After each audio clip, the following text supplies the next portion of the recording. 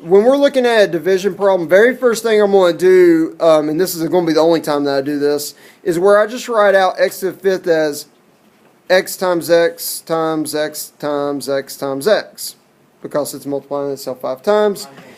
And then I'm going to divide it by x squared, which is x times x. Now, here's the thing. When you're dividing a number by itself, that's always going to give you 1.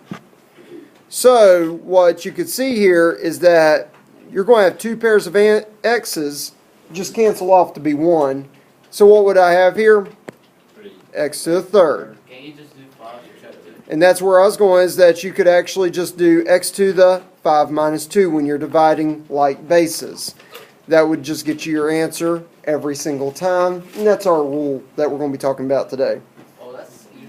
All right, very first thing to identify here, there's 2 different bases. One of them's C, one of them's D. And what I was just talking about in the last problem is that you need to subtract your exponents. So C will be to the negative 1 minus 5, and D will be to the 3 minus negative 4. This might be a step that you actually don't write every time, but we'll see it right here. And then you actually do those subtractions. So negative 1 minus 5 is negative 6, C to the negative 6. 3 minus negative 4, that's a bit tricky. That's actually 3 plus 4. So that's to the 7th power.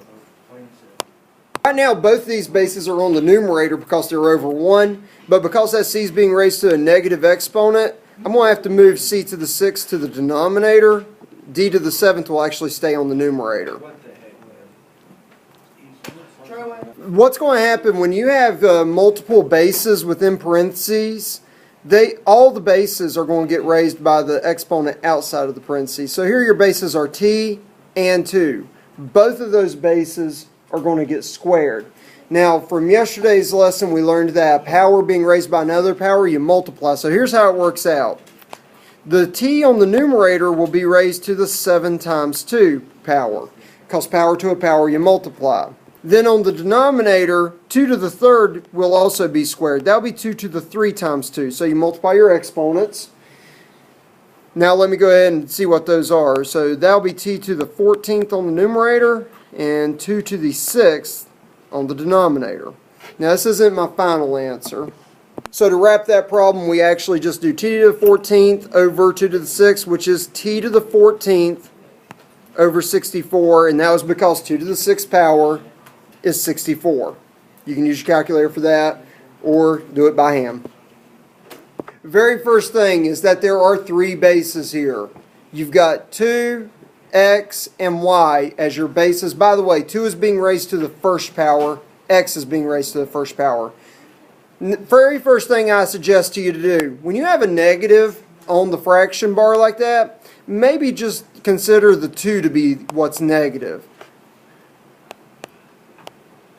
Like so.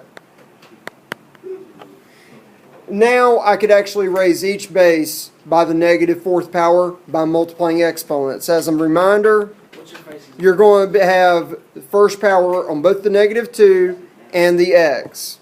The real key thing that you got to pay attention to when you start raising each base by the negative 4th power is that the negative 2 should actually have parentheses around it before you say 1 times negative 4.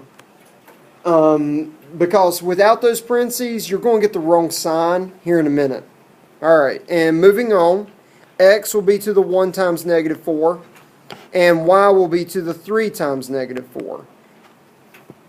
Now, what I've got to do now is go ahead and do those multiplications. So negative 2 is to the negative 4th power, 1 times negative 4.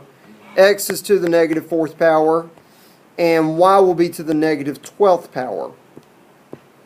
Now the negative 2 is going to move to the denominator as well as the x. So I'm picking it up top right here. So I'm going to have the negative 2 to the positive 4th by the time I move it to the denominator. I'm going to have x to the positive 4th down there as well. Now y to the negative 12, it needs to move up to the numerator because it was negative on the denominator, on the exponent. So there we finally go. So now in my calculator, or your calculator, you can actually type in negative 2 to the 4th power. You should get positive 16. Without the parentheses around negative 2, though, you'd get negative 16, which is wrong. So you got to be really careful with that. So here's my final answer. Y to the 12th over 16 x to the 4th. And that's it.